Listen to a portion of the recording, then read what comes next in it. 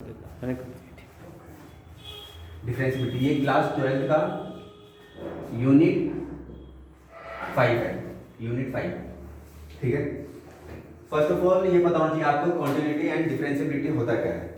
तो कॉन्टिन्यूटी को हम थोड़ा स्किप करेंगे अभी। हम सबसे पहले लेंगे डिफरेंशिएबिलिटी, मतलब डिफरेंशिएबिलिटी क्या होती है, मतलब कैसे इसको प्रोसेस किया जाता है। तो आज का हमारा टॉपिक है ओनली फॉर डिफरेंशिएबिलिटी। ठीक है, डिफरेंशिएबिलिटी, इसे डिफरेंशिएबिलिटी बोलो या डेरिवेटिव बोलो या फिर क्या बोलते हैं डिफरेंशियल, हाँ डेरिवेटिव, सिंपल डेरिवेटिव बोलो। इसको सॉल्व करने का तरीका होता है dy अपॉन dx, इसको बोलते हैं हम डेरिवेटिव। ठीक है, डेरिवेटिव सिंपल। अब ये dy अपॉन dx है क्या चीज।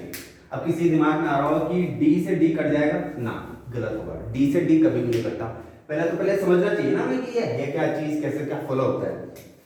d से d कट जाएगा, नहीं, ये गलत होगा, रॉन्ग। ठीक है, दिस इज रॉन्ग। क्यों, आप समझते हैं। हमने छोटे क्लास में पढ़ा था, 7वीं 8वीं 9वीं 9th का ही ले लो, तो हमने एक ट्राइंगल पढ़ा था। इसकी 3 साइड होती है a b c। जब इसको रेशो में नोट करते थे a b upon a c। ठीक है, क्या ये ऐसे करता था? नहीं, इसे रॉन्ग माना जाता है। इस हिसाब से एक और एग्जांपल ले लेते हैं हम, tan theta. tan theta equal to क्या होता है, sin theta upon cos theta. क्या ये थीटा थीटा करता है, एंगल कभी कर सकता था? नहीं, ये पॉसिबल ही नहीं है, दैट इज रॉन्ग। ठीक है, और एग्जांपल लें, मतलब बहुत सारे एग्जांपल हो सकते हैं, तो उस अकॉर्डिंग ये मतलब करता है। जैसे एंगल ले लो ए बी सी बराबर है एंगल ए डी सी के। क्या ये एंगल से एंगल कट जाएगा, ऐसे ही कट जाएगा? नहीं कर सकता। तो उसी अकॉर्डिंग, जिस अकॉर्डिंग ये ए बी ए सी नहीं कर सकता है, साइन थीटा से थीटा नहीं कर सकता है, एंगल से एंगल नहीं कर सकता, उसी अकॉर्डिंग ये डी से डी भी नहीं कर सकता, डी से डी भी नहीं कर सकता। तो ये गलत है। ठीक है, d y upon d x. ठीक है, अभी समझना हमें d y upon d x. X क्या चीज है, एक्स है हमारा एक वेरिएबल। क्या है हमारे पास, एक वेरिएबल, इंडिपेंडेंट वेरिएबल है।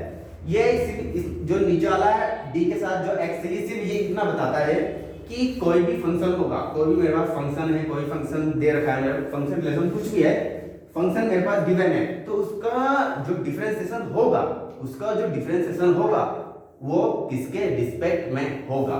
रिस्पेक्ट सिंपल है, अभी आ जाएगा समझ जब करेंगे हम क्वेश्चन रिस्पेक्ट।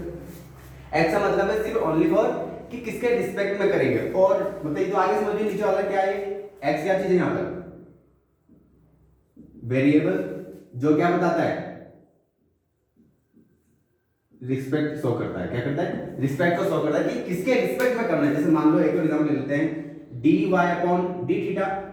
ये थीटा किसको रिप्रेजेंट कर रहा है, ये इसको रिप्रेजेंट कर रहा है कि जो हमारे पास फंक्शन का डिफरेंशिएशन होगा वो किसके रिस्पेक्ट में होगा, क्यों के रिस्पेक्ट में होगा। dy अपॉन dt ले लो, ये t क्या बता रहा है कि t के रिस्पेक्ट में होगा डिफरेंशिएशन। ठीक है, सिंपल इतना ही था यहाँ पे, इतना।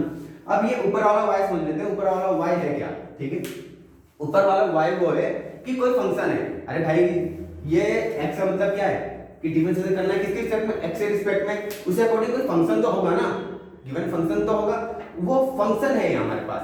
ठीक है, ये हमारे पास फंक्शन होता है, ये फंक्शन होता है जिसका हम x के रिस्पेक्ट में डेरिवेटिव करते हैं या डिफरेंशिएशन करते हैं। ठीक है, सिंपल। ठीक है, तो हम सबसे इसका बेसिक फॉर्मूला पढ़ते हैं। इसका सबसे बेसिक फॉर्मूला है हमारे पास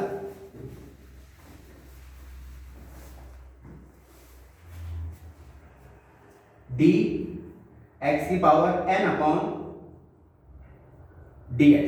इसका डिफरेंशिएशन होता कैसे है, ठीक है। तो इसके लिए एक फॉर्मूला है जो ऑलरेडी बुक में दिया हुआ होता है। तो इसका फॉर्मूला ये होता है, अगर किसी की भी पावर, मतलब x की पावर अगर कुछ भी है, समथिंग कुछ भी हो सकती है, 1 2 3 4 5 7 8 9 10, माइनस में हो सकती है, प्लस में भी हो सकती है। ठीक है, मतलब x का n क्या चीज यहाँ पे पहले समझ लेते हैं। n है मेरे पास minus infinity to plus infinite, मतलब एक रियल नंबर 1 2 3 4। जैसे माइनस में ले लेते हैं, माइनस का 5, -4, -3, प्लस का 1, +2 3, कुछ भी हो सकता है। ठीक है, ठीक है। तो इसके लिए एक फॉर्मूला आया है कि x की पावर n का differentiation with respect to x। तो सिंपल होता है इसका फॉर्मूला, n मतलब एक्सपोनेंट आगे आ जाता है और मल्टीप्लाई होती है x की और उसमें n minus x, n minus one, sorry n minus one.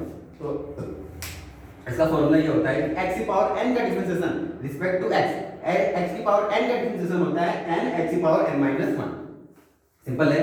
इसका एक्सपोनेंट कहाँ जाता है, आगे आ जाता है और x एक्सपोनेंट इनटू x की पावर, एक्सपोनेंट से एक वैल्यू क्या हो जाती है, कम हो जाती है। सपोज मान लो एक्सपोनेंट कितना है 3 है, तो x की पावर क्या हो जाएगी 2 हो जाएगी, मतलब n माइनस वन हो जाएगी। जैसे यहाँ पे सपोज एक एग्जांपल ले लेते हैं हम, एग्जांपल है हमारे पास एग्जांपल फर्स्ट, ठीक है। y is equal to function, चलो ये भी थोड़ा बता देता हूँ। Function f is equal to दे रखा है मेरे पास x की पावर 5, इसका मुझे क्या करना है, डेरिवेटिव निकालना है, या फिर सिंपल बोलो तो फाइंड dy अपॉन dx, मुझे ये फाइंड करना है, ठीक है। तो fx फंक्शन, इसको हम क्या लिख सकते हैं y, क्योंकि fx जो होता है वो फंक्शन नहीं होता है जो y, इसको हम y पे शो करते हैं, ठीक है, y से लिखते हैं। तो क्या हो जाएगा y is equal to x की पावर 5, आप क्या करना पड़ेगा, दोनों साइड डिफरेंशिएशन करना पड़ेगा। शॉर्ट फॉर्म में लिख रहा हूं, differentiation with respect to x, मतलब रिस्पेक्ट हम किसके रिस्पेक्ट में, जो यहाँ पे बताया था मैंने, ठीक है, किसके रिस्पेक्ट में कर रहे हैं, x के रिस्पेक्ट में। जब इसे x के रिस्पेक्ट में करेंगे, ये क्या हो जाएगा dy upon dx is equal to dy upon, sorry d upon x, और y की वैल्यू क्या है यहाँ पर 5 है, ठीक है, dy upon dx is equal to, अब देखो ये इसी की तरह बन गया सेम, क्या लिख सकता हूं मैं, x की पावर n, x की पावर n बोलो तो यहाँ पे x की पावर क्या 5, तो इसका डिफरेंशिएशन क्या हो जाएगा भाई